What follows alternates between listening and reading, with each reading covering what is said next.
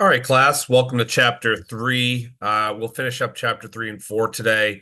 I want to talk about theory of consumer behavior, which is the description of how consumers allocate incomes along different goods and services to maximize their well-being. This goes into three buckets: consumer preferences, budget constraints, and consumer choices. One of the key things here to think about this in context of real life is that, if you are in the lower income sphere of the universe, like you're more likely to spend a greater percentage of your income on something like food compared to someone who's very well off. They might spend more dollars on food, but as a percent of their income, it's actually a smaller proportion. So this asks, what do consumers do? Recent models of consumer behavior incorporate more realistic assumptions about the rationality in decision making, a basic workhorse of economics. Our model makes simplifying assumptions to explain much of what we actually observe regarding the consumer choice and the characteristics of the consumer demand. So everyone has different market baskets. We covered this briefly in class, effectively saying, you are going to buy a greater percentage of one item than the other, depending on your personal choice and your budget and some other factors. We also talked about this briefly. So just to review, if you prefer basket A to basket B and B to C, then naturally you'll also prefer A to C. We had transitivity. Preferences are transitive. Transitivity means if a consumer prefers A to B and B to C, then they will also prefer A to C. More is better than less in economics. And I misspoke the first time when I described completeness. I was describing transitivity. We also discussed this briefly in class. This is related to indifference curves, meaning two baskets that can contain a different percentage of items. However, you would take either one. It's kind of the analogy of 6 of one and half a dozen of the other. We already covered indifference curves in class, so I'm going to move on. We also covered indifference maps in class, and different maps, as a reminder, is you move to the right in terms of income or gain more income, you move into a different indifference curve. When you think about moving to a different indifference curve, if you're making 80 grand a year, you buy a ticket to dinner at a bar in a baseball game in the high seats. When you make $1 million a year, you're booking a private box and like a 5-star dinner, right? Instead of those two baskets, right? So they might be similar, but they'll kind of scale up. Indifference curves do not intersect. So that's something to be aware of. And that falls under we prefer more of one basket than another.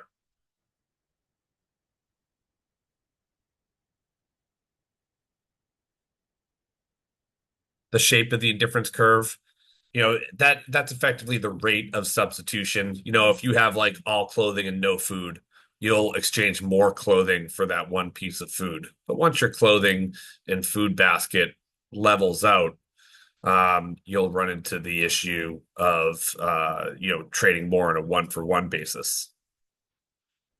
Marginal rate of substitution, that's the maximum amount of a good that consumer is willing to give up in order to obtain one additional unit of another good.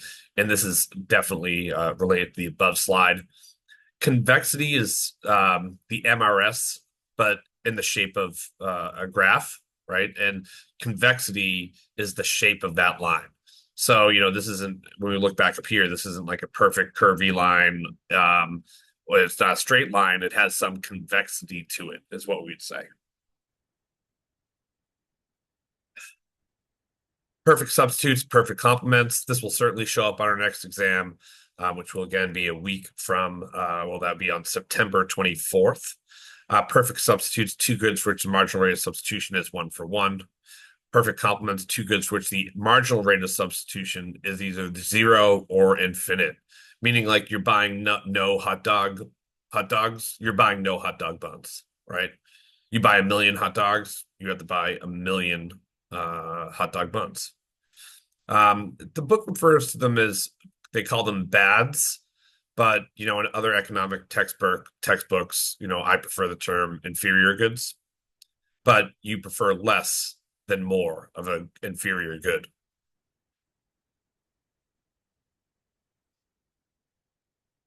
This is just a graph representation of the concept I just discussed.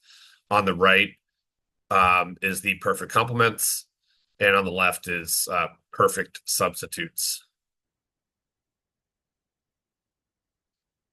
Um, we've also discussed automobile preferences. The preference in this simple model is, space versus power, right? And what are the consumer preferences for one versus the other?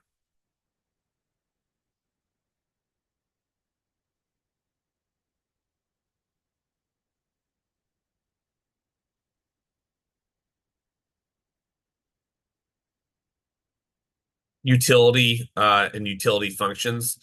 How much from an academic perspective, right? Remember, utility is not a uniform measure, it's more of an academic measure. When you're looking at utility, it's how much satisfaction you get from a certain basket. Utility functions, the formula assigns the level of utility, right? So, when you go from like no car to owning your own car, your utility might jump from, 0 to 5 out of 10. And when you upgrade from a used car to a new car, it might go from 5 to 6. And when you go to a luxury car, it might go 6 to 7, right? So that all depends on your individual preferences against an academic measure. Ordinal utility function is generating a ranking of market baskets in order of most or least preferred, and this cardinal function describing how much more one is preferred to another. We also talked about income and happiness. Money does buy happiness, as we discussed, but it does so at a decreasing rate of return. Meaning, yeah, I'm sure everyone will be super excited and happier with $1 million. You'd be more happy with two, right? But when we go from 2 to 4 or 5 to 10, it's not providing like that much more happiness, right?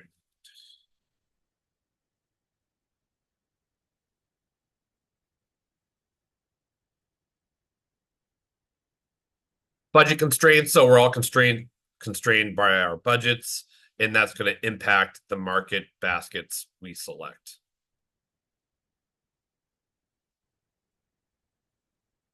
Budget line is basically showing like affordable baskets based on what your budget is, and it's just graphing that out for us.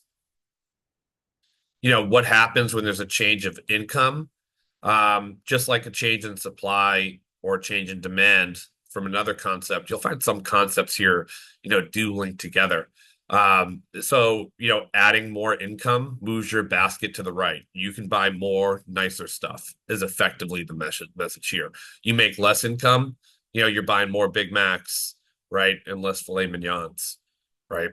And that would be an example of using this on an inferior good. But uh, your your market basket moves lower, right?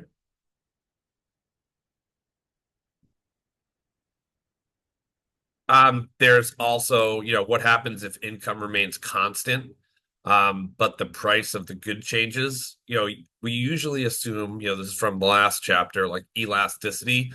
If something costs more, we buy less of it, right? Really simple. Like cost more, we buy less. All things being equal. If it costs more and you make more, then it's hard to determine, what will happen to pricing. Because if the price of steak doubles, but we increase your salary by 50%, will you buy less steak? You know, it's much more difficult to determine in those conditions, or they neutralize each other and cancel each other out. So the maximizing market basket must satisfy two conditions. Has to be on the budget line. You have to be able to afford it, and it must give the consumer the most preferred combination of goods and services, or the highest amount of utility. Maximizing consumer satisfaction. This is just a graphical representation. Just an example here. I know for sure basket D is preferred to A, right? And also preferred to, B. just at looking at that as a market basket. There's a marginal benefit and marginal cost. Marginal benefit is, the satisfaction from consuming one more item. A really easy way to think about this is food, right? Like I give you one hot dog when you're hungry, you're super excited about it. I give you two, you're like, thanks so much. Give you three, you're like, I'm not sure I'm hungry anymore. I give you four and you refuse to eat it, right? So, that would be example like declining marginal benefit, right? I give you a new car, you love it. I give you three, four new cars. You won't value the fifth brand new car I give you because like you don't have the use for it. It is also the marginal cost. What are you giving up, for doing this? When you talk about like airfare, you could fly out at the perfect time for you, but there might be a $300 premium on that choosing that time. Is the marginal cost worth the marginal benefit that you get from flying in at your preferred time or having a direct flight? This is going back to consumer choice of automobiles. Depending the cost of that item, um, you know, then it will impact the demand for it. So one thing that electric cars are going to change the market with is they're all kind of fast, right? So the idea of horsepower may be like commoditized, meaning like, hey, every car is fast. So, the idea of like more speed, more horsepower has gotten pretty, generic, almost like a backup camera, is generic now. And then we'll assign less value to it because it's been commoditized. Corner solution is a situation in which one of the marginal rate of substitution for one good in a chosen market basket is not equal to the slope of the line. When the corner solution arises, the consumer maximizes satisfaction by only consuming one of the two goods, meaning it's all or nothing. If they have a choice, they're only buying this one item and not the other. On a short-term basis, if you had like $10 to buy like you only had $10 and your choice is to buy a hot dog or a brand new t-shirt. I mean, if you're hungry, you're like, yeah, I'm definitely not buying the brand new t-shirt. I'm gonna buy that hot dog because I'm hungry. It's a shorter term problem. um this is talking about choice and consumer healthcare. You're gonna have different and different curves. You'll notice this more when you get a job and they're paying for insurance. And I say paying for insurance lightly because depending on the insurance package you have, you will have a different experience. So, it's common to see two plans offered, right? One plan costs you less a month, but it has a higher deductible, meaning if you have to go to the doctor, this insurance plan will be more expensive. If you don't, it will be less. And they also give you a limited network of doctors, meaning you can't go to your favorite doctor. You have to just go to who they say, more likely. But then you can pay extra for a better healthcare plan, and it's more expensive up front. But you can go to any doctor you want, right? You can call any doctor you want, and they'll cover it by the health insurance plan. So it's like, what do you prefer? And that might depend on your age. When you're younger, you might say, hey, you know what? I'm not going to go to the doctor a whole bunch. So I'm going to choose to use, the lower monthly cost one, instead of the bougie or, see any doctor you want. You're like, I don't see any doctors that often. So why do I want to pay, for all this access that I don't need? And this just talks about a college trust fund. When given a college trust fund that must be spent on education, the student moves from A to B in the corner solution. Meaning, like, hey, if we give you an incentive to go to school, and I'm like, I have like unlimited money, but only you can only spend it on school. Like, you're gonna probably try to go like to the most expensive school you can find because like that's the purpose of the money, right? So that creates a corner solution as well. There's also revealed preferences. Again, this is just a graphical representation. If you prefer A to B, then B to C, then you prefer A to C.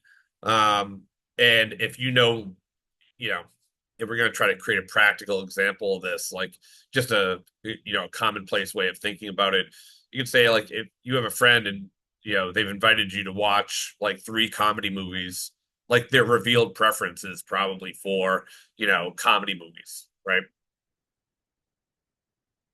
Also revealed preference for budget lines. The individual chooses E, which is revealed to be preferred to A. So like which one are you getting more of, right? And it's just a graphical representation of the basket that the consumer um prefers more of. So revealed preference for recreation. So, when you're young, let's say making under 100 grand, you might have a higher preference for work, right? You want to make money, you want to save, you want to be able to like spend money on cool stuff. But, let's fast forward now and say you're making $500,000 a year. You're like, geez, I'm making $500,000 a year. you know, why don't I put my feet up, and just like have more time for rest and vacation? Because, you already have the excess. So, you make more money. Your preference may be like now that you have the more money, you might say, oh, I actually prefer to chill a little bit more. Marginal utility is the additional unit of satisfaction for consuming one additional unit of a good. You could also reframe this and saying like, hey, you go from Honda Civic to brand new Honda Accord to, entry level Mercedes. Like, what is the marginal utility of like adding one more of each unit? And that's also what I described earlier with the next topic, diminishing marginal utility. For example, like you get the biggest satisfaction from actually getting the car, and then after that, it's diminished marginal utility. Marginal utility and happiness. This is what we described earlier. When more money buys happiness, and this is like an income from 99 chart. So please ignore the dollar points here, but the concept is the same as money buys happiness up until a point. And I would say like when this chart is in existence from the 40 to $50,000 mark, is probably the equivalent to like 70 or 80 today. It's showing that money still buys happiness, but just buys less of it per dollar. When a good is rationed, less is available than consumers want to buy. Consumers end up being worse off because when things are rationed, we've cut supply, so prices generally have gone up because of that. Um, you know, you compare gasoline rationing to the fair market. Some consumers will be worse off, but others will be better off with the rationing. With rationing, uh, in a gasoline price of $1, she pays the maximum allowable price. Had the competitive market been in place, it would have been $2 per gallon with no rationing. She would have chosen F, which lies below a different indifference curve. If they ration gas and just limited how much you could buy, regardless, and like control the cost, like, hey, we can't overcharge for it. Everyone only gets like 10 gallons a week. Who would that hurt? That would hurt people who like need to drive more. Someone who works in an office job is like better off, right? Cost of living index, that's CPI, it's inflation. That has been trending downwards for the last year or so.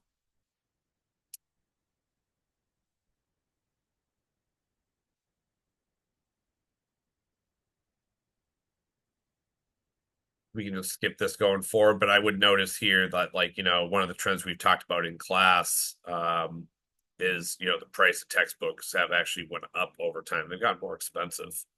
Um, we won't cover this in our next exam.